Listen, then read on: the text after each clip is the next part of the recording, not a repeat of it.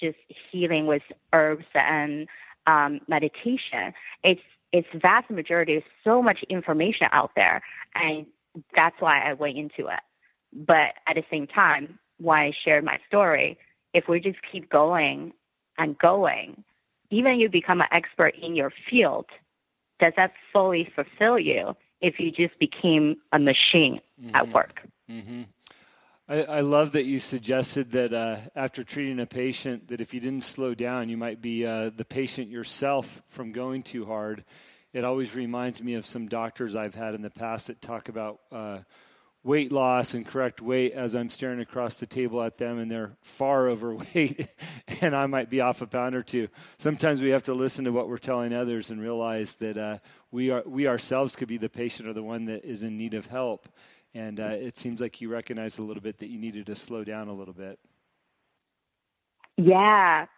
The funny thing is, like, in my thinking, it's like pretty much reverse in how people say, you know, you wanted to treat others how you wanted to be treated, but actually we are treating others a lot better than how we are treating ourselves, right? Like we actually make a lot more excuses for ourselves to say, well, if I'm just tired, maybe I'll go to the gym tomorrow. If I have backup clients one after another, I'll just snip in a sip of water but not eat lunch.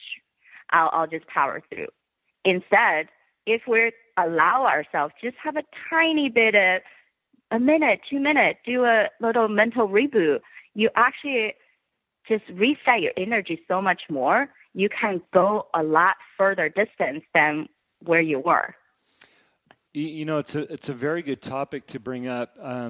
We always call it the mechanics syndrome. The car mechanic always has the worst vehicle in the neighborhood because he's so busy fixing everybody else's cars.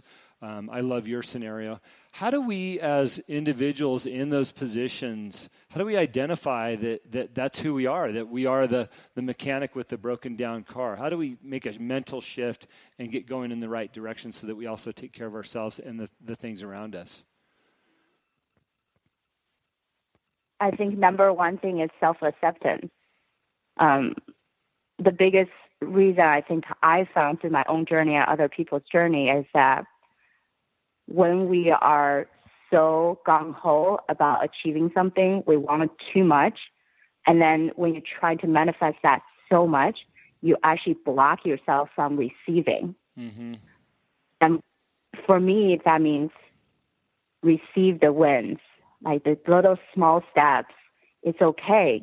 It might not feel enough for you, what you did today, but what you did, whatever you accomplished already, that deserves to be powered, cheered, right, announced, so then we can actually feel the win, feel the joy. And that's better energy for us than just to say, well, like if I didn't accomplish that, let me just push through another 2 hours. Maybe I can get something more done. Sure. Speaking of getting more done, your publicist did a great job of giving me a list of things that you like to talk about, and I'm gonna veer away from my norm and stop digging into your past. And there's a few things that I want to cover here because I think it's really important as we head into this new year and where most people's mentality is. So the first thing she said that you're great at discussing was working few hours and getting more done, and I think we've touched on that a little bit. But could you talk a little bit more about that? Yeah. I think first it's going back to the step of gaining clarity, knowing what your purpose are and knowing your core values. And if we can start there and then align things by having a weekly session to ourselves, right? Because we deserve it. We should have a date, like a fun date for ourselves, for a Sunday planning session and what I call a realignment session. And just to write things down, right? Like when we're overthinking in your head, that's when things get so confused. And then you start adding all these things to your to-do list. And it seems like it's so difficult to even cross anything out.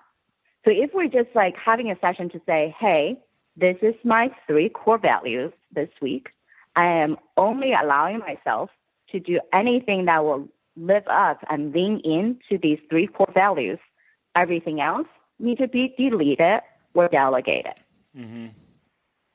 So even with just starting there, that can cut down a lot of noise in our life and not to feel that overwhelm. I think that also leads into another comment that was made about you is having more self-awareness and deepen the relationships with others, and knowing what your core values are, that allows you to have more self-awareness. Exactly. And truly say to yourself, ask yourself a question each day. Okay, if my core value for me is to be charismatic, to be connected with others because that naturally draws me energy, and to elevate. I wanted to be in a place where other people connect with my message, and then I actually contribute and lift their life a little bit and shine some light. And that's what I love about doing. Mm-hmm. So if those are my 3 words, how am I able to achieve that today? Am I achieving it by the end of the day? Yes, check mark. Awesome. Give myself that little pat in the back, right? Right. Talk to me about boosting energy with physical and mindset habits. I mean, I'm up in Kalispell, Montana. It's 23 degrees outside. It's dark out when I wake up at 5:30. And the last thing I want to do is get charging through the day. Now, I am a 2 workout a day type guy, and I feel pretty effective, but I'm always looking for ways to boost that early morning energy, and I'm hoping to pick up some tips from you. Awesome. So for me, my morning routine is get up, and the first thing I'll just do 2 yoga flows. And I do it by myself. I put the music on, so instantly I'm warming up my body. And also because with surgery procedures, you're always looking down, bending over, really messing up with my neck and back. And working out for sure, it can take a toll on a lot of our body if we don't do it correctly, warm up. So that really get myself realigned to get going in the morning.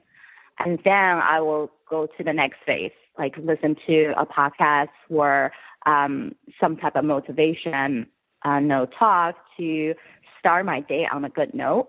And also say a 1-sentence statement that I know that's good about myself in the mirror to allow myself to live into that win. So I start with both the physical and the mental power set in the morning to get me going. Mm-hmm. And does that carry you through the day, or do you have some midday or late afternoon practices that keeps you rolling through the day? Yeah. I figured you did.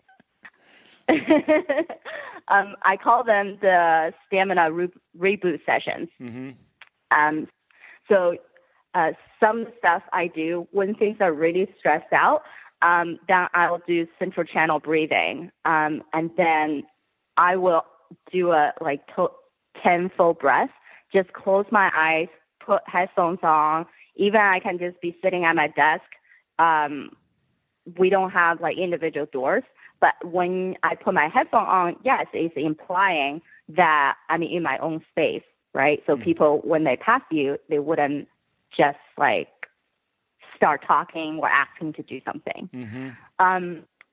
So from there, I can allow myself to recharge. Something when I wanted to give myself an alert, like when I start getting distracted, then research has been found yawning allow ourselves to decrease blood flow to the prefrontal cortex, which is our thought processing, our logical thinking. And if we allow ourselves to decrease blood flow to those areas, of course, we're shutting down all those thousands and millions of thoughts coming at us. So if I wanted to be more focused, all I do is close my eyes, stretch, and yawn. I wonder how many people just yawned listening to this show right now. I know I did. Yeah, it's contagious. That's awesome. There's a statement. It says how to use cross-functional modalities to improve self-care, and I'm unaware of that. What does that mean? For me, it's to say no to putting yourself last, because taking care of yourself first will allow you to give the best of you, not what's left of you. Without the proper energy, really productivity would not go far, no matter what type of hacks or strategies you're using. So be able to build in these daily stamina reboot sessions, then we won't have those afternoon slumps.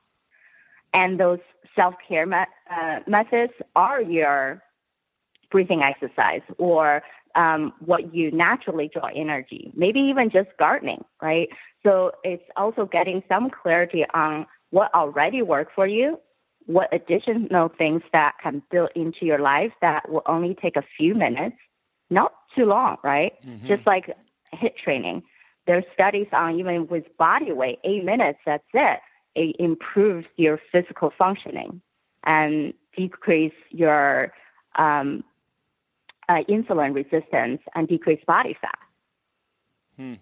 I think the grossest example we have, and I'm sure everyone listening has seen this, is when you get on the plane and they start going through their spiel and they say when the oxygen mask drops down, put yours on first and then your child's on second, because how can you help them if you haven't helped yourself first? I think it's, like I said, it's a gross example, but it's so important that we take care of ourselves so that we can be there for others. Exactly. Yeah. Speaking of which, you're on a mission to help 10,000 people to feel good.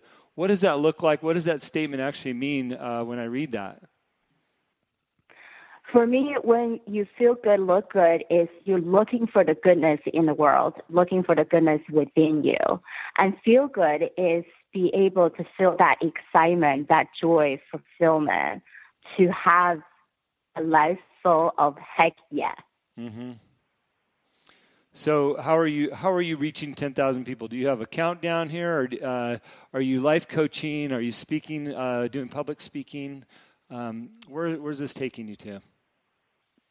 Yeah, so I think it's a combination of things between coaching individually and also be on stages talking to organizations in platforms like this, podcasts, and then also physically on different summits or organizations to really for people just to share the message, feel empowered that no matter what path they choose, clearly they went on the path with some excitement. And along the way, sometimes we've lost that. Mm-hmm. And let's bring that excitement back, bring the passion back, because then we'll be more motivated to do things and live into who we want to be and how we want to serve. I love the post. I think you probably did it yesterday on your Instagram. It says, if you are passionate enough about something, you won't ever give it up. It's such a true statement. Thanks. Yes. I think that's all going back to like alignment. If you really know what you want, you will get there. If you start to thinking you wanted to give up, probably when you started, it wasn't that much aligned to who you wanted to be, what you wanted to do. Mm-hmm. Yeah.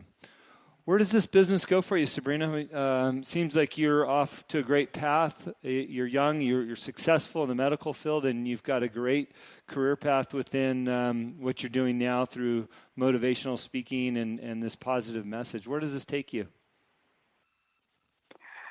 I'm just hoping that each day will be a new journey for me. And to me, success means to walk side by side with the people that I wanted to share, I wanted to enjoy my time with, and that's fulfillment for me. Mm-hmm.